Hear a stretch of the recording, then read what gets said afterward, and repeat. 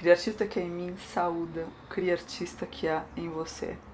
Hoje a gente vai falar sobre processos criativos e a importância do caos para a sua criação.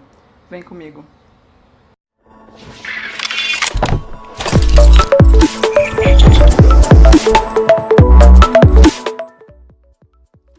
Bom, gente, eu não sei quanto tempo você me segue, né?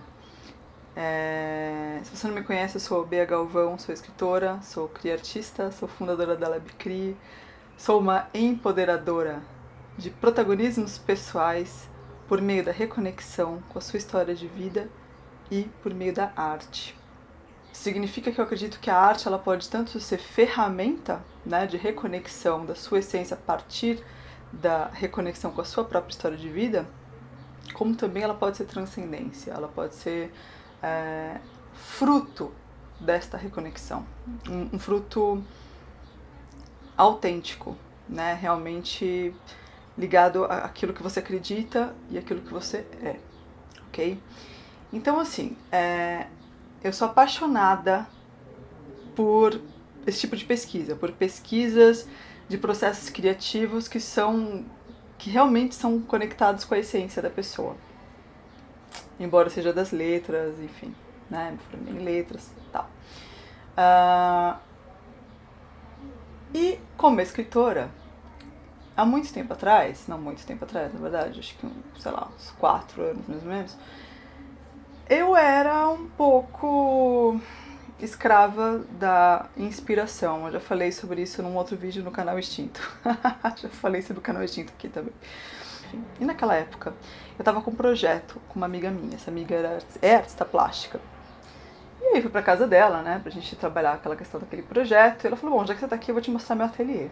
Chegamos, ela abriu a porta do ateliê imenso que ela tem na casa dela. E era um caos. Era um caos. Falei, cara, eu fiquei assim, atônita. Eu falei, Flor, como é que você consegue trabalhar aqui? Meu, né? Pelo amor de Deus, arruma isso. E ela falou, meu, eu só consigo trabalhar com esse caos. Eu falei, como assim? Você tá louca? Eu ia ficar louca se tivesse que escrever num lugar desses. Nossa, eu ia ficar muito... Não ia nem conseguir começar uma ideia. E aí ela falou, cara, justamente é o contrário. Eu vim aqui, sobretudo quando eu tô bloqueada, eu abro mais coisas e jogo mais coisas assim, tipo nas mesas, que tem várias mesas, né? Várias bancadas. Eu jogo botões, jogo fios, jogo linhas, vejo tipos de papéis que eu tenho, aí eu vejo os tecidos que eu tenho, e aí eu penso, acho que dá pra fazer tal coisa, aquilo combina com aquilo, aquilo dá um contraste, e é por essa junção, né, de elementos na minha frente que eu consigo criar e pensar em coisas que provavelmente vão ficar absurdas e outras que vão dar certo. E aquela breve conversa, realmente eu fiquei interessadíssima no processo criativo dela, assim.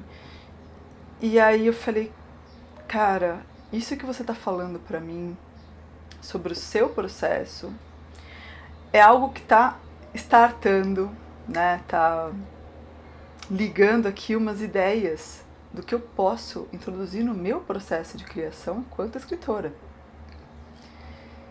E aí eu falei, o nome dela é Dai. Eu falei, Dai, se eu falar sobre isso para as pessoas, provavelmente eu vou ajudar outras pessoas. Né? Se a gente falar sobre processos criativos de um modo geral, né, das mais diversas áreas, essas pessoas conversarem, falarem quais são os seus processos, da onde que nasce a arte, o que elas entendem por arte. Isso pode ajudar demais pessoas de todas as áreas, não só escritores, né? E aí começou essa minha busca, essa minha pesquisa por processos criativos. Por entender como cada artista, porque cada artista é único, né? O meu processo é diferente do seu e a gente pode ser da mesma área e etc. Então, assim, cada artista ele pode dar uma dica muito fundamental que vai ou que pode te ajudar a pensar no seu processo. Você pode introduzir esses elementos.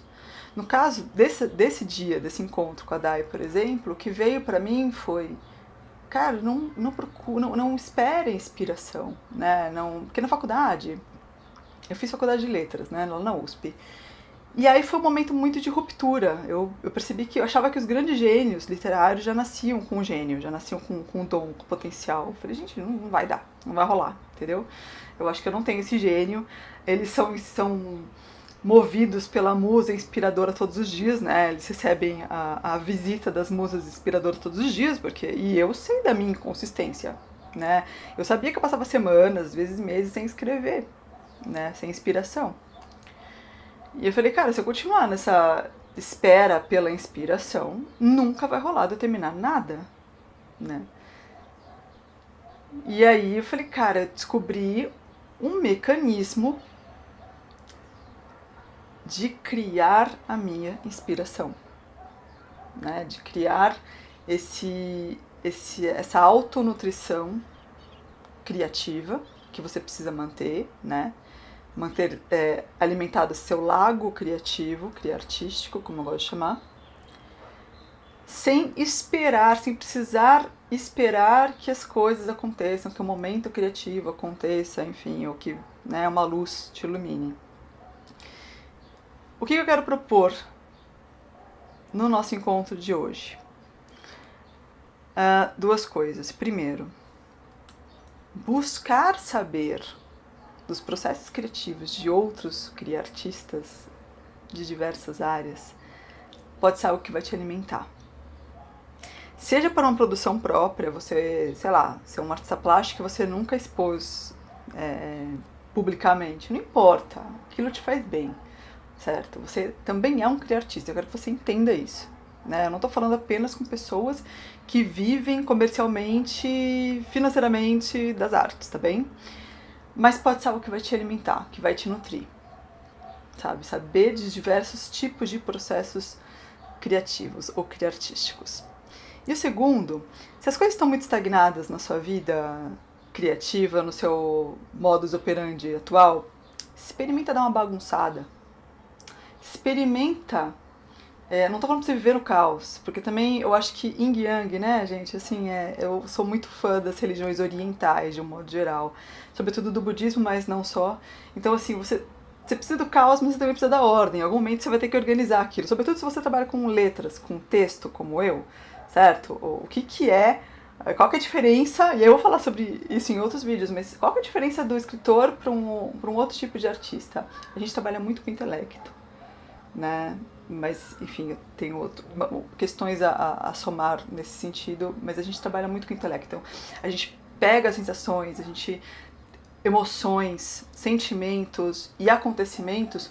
Para você escrever aquilo, necessariamente tem que passar pelo crivo da razão, porque senão se transforma num texto ininteligível, né? Não dá. Então, a gente precisa disso. Então, assim, o caos criativo, ele pode te ajudar, ele pode somar no sentido de você beber de outras fontes, sobretudo, inclusive, já fiz também vídeo sobre isso em outro canal, como eu já falei, ler ou beber de fontes que você naturalmente não beberia. Né? Procurar artistas que não te interessam muito pode ser uma coisa interessante para você criar um contraste dentro de você, ou até, às vezes, de repente, passar a gostar daquele artista. Por que não? Né? Mas, assim, esse caos, ele pode te ajudar por um determinado momento, e aí você volta pra... Você organiza aquele caos a partir da sua arte, por exemplo. Né? Então essa é uma dica. Né? Não sei se fez sentido pra você. Se fez sentido pra você, dá um joinha aqui no vídeo, que ajuda bastante o canal. Se você não tá inscrito ainda, se inscreva. Assina o sininho para receber as notificações, ok? Que ajuda bastante. Eu vou ficando por aqui. Eu te lembro que a sua vida é a sua melhor narrativa e que só você pode escrevê-la, narrá-la, protagonizá-la com a sua melhor essência, com a sua melhor arte. A gente se vê no próximo vídeo, com certeza. Beijos!